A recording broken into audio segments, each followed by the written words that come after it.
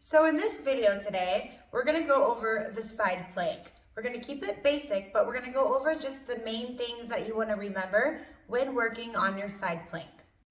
So just getting into the basics of the side plank, let's begin by coming onto one of your hips. Coming onto the hips, stacking both knees and feet. Take that bottom arm, elbow under shoulder, palm flat with your fingertips facing away from your body. Begin to take that top hand up high toward the ceiling, hold and stack. Taking a deep breath, lift your hips slightly up off of the mat, and then bring them back down. See how my hips coming up and down.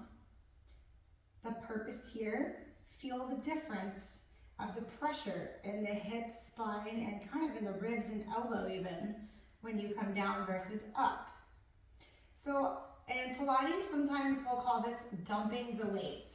Okay, we do this a lot. Sometimes in sideline work, we'll dump the weight in the ribs.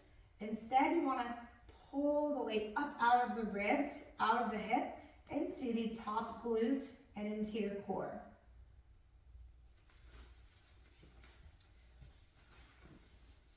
Working from here, we're going to begin by taking our top foot and lengthening it down toward the floor. Continue bringing that arm straight up and work on just lifting up off of the mat as opposed to hanging down. So I'm almost separating my shoulder blades a little bit here as I keep my weight out of my ribs, out of my bottom hip, into my top hip.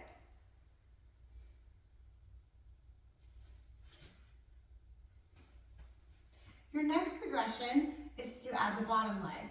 So top leg stays in front, bottom leg goes behind. Arm comes back up, lift the weight out of the floor, see if you can lift up your hips and lower them back down. One more lift and lower. Going into that final progression, I'm going to come to my palm as opposed to my forearm. I'm going to lift, extend, hold it here, and this is your side plank. See how my arm is slightly lower? I want to try to reach a little higher. There I go, right there. So when it comes to your side planking, just remember, it's hard not just for you, but for a lot of people.